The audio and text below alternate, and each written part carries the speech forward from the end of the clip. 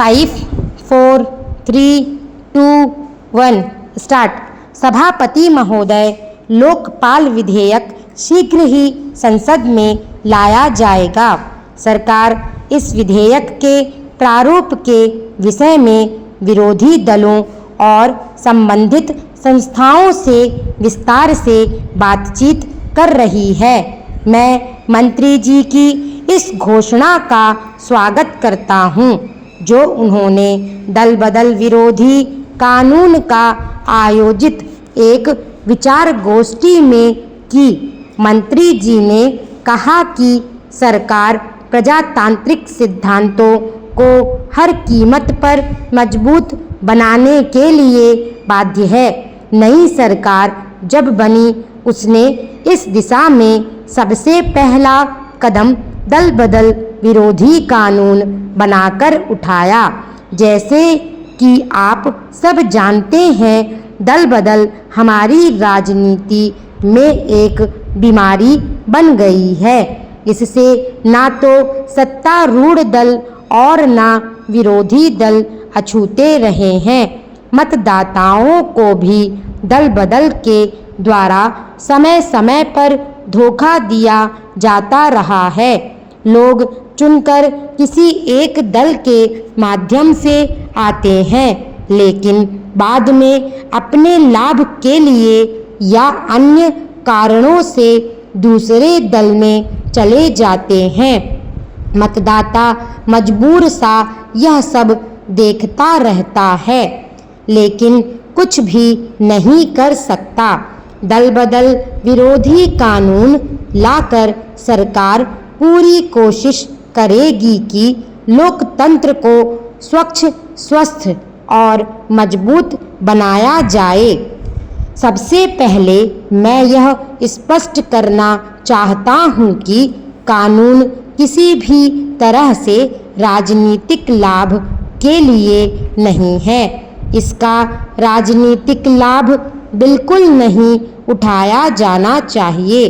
कुछ लोगों को इस बारे में भी संदेह है, लेकिन मैं चाहता हूं कि वे अपने मन से संदेह को हटा दें। हो सकता है कि इस कानून में कुछ कमियां रह गई हों। इन कमियों को आपस में विचार विमर्श द्वारा अथवा सम्मेलन बुलाकर दूर किया जा सकता है। यह प्रसन्नता की बात है कि आज सत्तारूढ़ दल और विरोधी दल सभी यह चाहते हैं कि दल बदल विरोधी कानून पूरी तरह से प्रभावी बने और इसका निष्ठा से पालन हो। एक अन्य माननीय सदस्य ने कुछ दिन पूर्व सदन में इस संबंध में जो विचार व्यक्त किए थे, वे भी विचारणीय हैं। उन माननीय सदस्य ने कहा था कि देश के वर्तमान राजनीतिक ढांचे के लिए दल बदल का खेल हमारी राजनीतिक मान्यताओं को कमजोर सा करता जा रहा है। अतः इस कानून को जल्द से जल्दी लागू किया जाए। इसमें संदेह नहीं कि दल बदल विरोधी कानून का सभी स्थानों पर स्वागत हुआ है, लेकिन यह आवश्यक नहीं कि यह कानून इस दिशा में पूर्ण दोष मुक्त हो या स्थायी हो।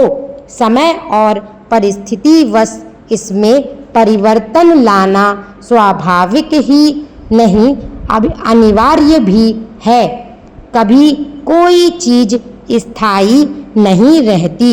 अतः मेरा सरकार से निवेदन है कि इस संबंध में एक सम्मेलन का आयोजन करे, जो इस पर विचार करे कि इस कानून को किस प्रकार से अधिक प्रभावी बनाया जा सकता है।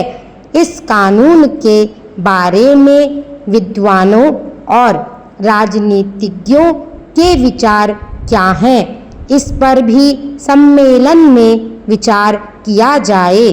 इस विचार गोष्ठी की एक रिपोर्ट सरकार को भेजी जाए।